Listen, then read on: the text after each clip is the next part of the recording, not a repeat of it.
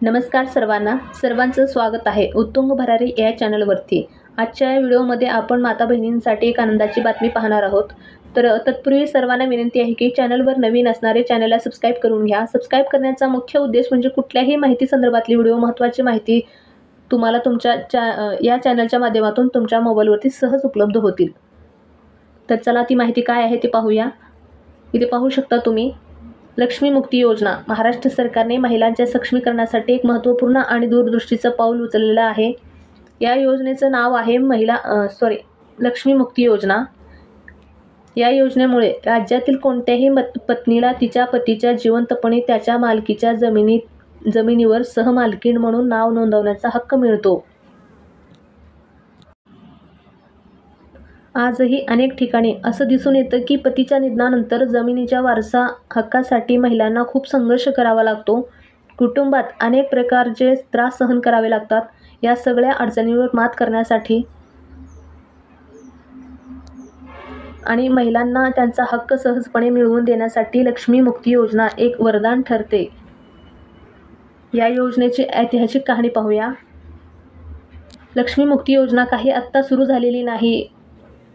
या योजनेची सुरुवात 1986 मध्ये नाशिक जिल्ह्यात चांदवड तालुक्यात झाली। शेतकरी नेते शरद जोशी यांनी महिलांना त्यांच्या पतीच्या जमिनीवर हक्क मिळावा यासाठी एक मोठी चळवळ उभी केली होती। त्यांच्या प्रयत्नांना मोठं यश मिळालं। त्यानंतर तत्कालीन मुख्यमंत्री सुधाकरराव नाईक यांच्या सरकारने 15 ऑगस्ट 1992 रोजी एक सरकारी परिपत्रक गव्हर्नमेंट सर्क्युलर काढून या योजनेला अधिकृत मान्यता दिली। या निर्णयामुळे महाराष्ट्र हे देशातील पहिलं राज्य ठरलं जिथे पतीच्या हयातीत पत्नीचं नाव जमिनीवर 7/12 उतार्यावर सहमालकीण म्हणून नोंदवण्याची कायदेशीर तरतूद करण्यात आली। या योजनेचा लाभ कसा घ्यायचा? लक्ष्मी मुक्ती योजनेचा लाभ घेण्यासाठी पती आणि पत्नी दोघांचीही संमती आवश्यक आहे। याची प्रक्रिया खूप सोपी आहे, जी खालीलप्रमाणे आहे। तर अर्ज कुठे करायचा? Where to apply? आपल्या पत्नीचे नाव जमिनीवर सहमालकीण म्हणून नोंदवण्यासाठी पतीला संबंधित तलाठी कार्यालयात अर्ज करावा लागतो। कोणती कागदपत्रे भरावीची लागतात ते पाहूया। अर्ज भरताना तुम्हाला काही आवश्यक कागदपत्रे जमा करावी लागतात। ती खालीलप्रमाणे आहेत। विहित नमुन्यातील अर्ज, पती आणि पत्नी दोघांचे आधार कार्ड, विवाहित नोंदणी प्रमाणपत्र, मॅरेज सर्टिफिकेट लागतो। ज्या जमिनीवर नाव लावायचं आहे त्या जमिनीचा चालू वर्षाचा 7/12 आणि 8 उतारा, पती आणि पत्नी दोघांचे पासपोर्ट साईजचे फोटो, 100 रुपयाच्या स्टॅम्प पेपरवर दोघांचे संमतीपत्र, म्हणजे 100 रुपयाच्या स्टॅम्प पेपरवर ते दोघांचे संमतीपत्र पण लागतो।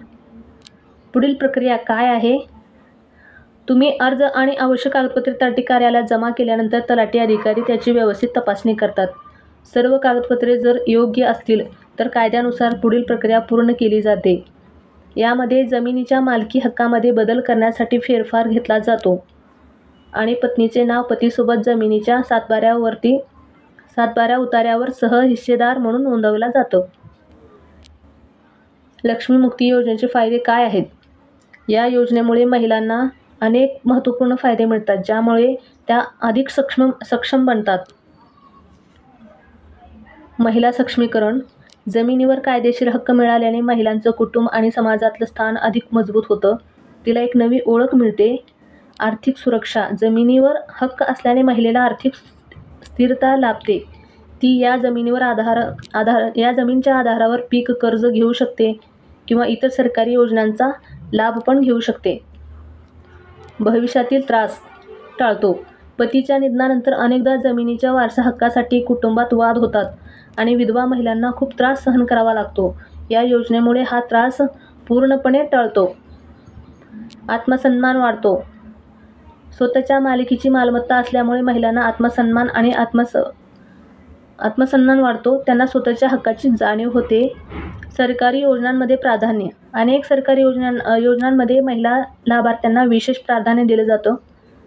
जमिनीवर नाव नोंदणी करत असल्यास अशा योजनांचा लाभ घेणं खूप सोपं होतं। निष्कर्ष काय आहे पाहूया. लक्ष्मी मुक्ती योजना खरंच महिलांना सक्षम करण्यासाठी बनवण्यासाठी एक प्रभावी योजना आहे. ती फक्त एक सरकारी योजना नाही, तर सामाजिक बदलासाठी एक महत्त्वाचं साधन आहे. आजही अनेक शेतकरी आणि त्यांच्या कुटुंबांना या योजनेबद्दल पुरेशी माहिती नाही. त्यामुळे माझी सगळ्यांना विनंती आहे की ज्यांना ह्या योजनेचा लाभ घेता येईल त्यांनी नक्की घ्यावा आणि आपल्या पत्नीला जमिनीवर तिचा कायदेशीर हक्क मिळवून द्यावा. त्यामुळे तिला सुरक्षित आणि सन्माननीय भविष्य मिळेल, यात कोणती शंका नाही. तर व्हिडिओ कसा वाटला हे जास्तीत जास्त सर्वांना शेअर करा, व्हिडिओला लाईक करा आणि चॅनलला नवीन असणाऱ्या चॅनलला सबस्क्राईब करून घ्या. सबस्क्राईब करण्याचा मुख्य उद्देश म्हणजे असेच महत्त्वपूर्ण नवीन व्हिडिओ तुम्हाला सहज उपलब्ध होतील. तर सर्वांचं धन्यवाद.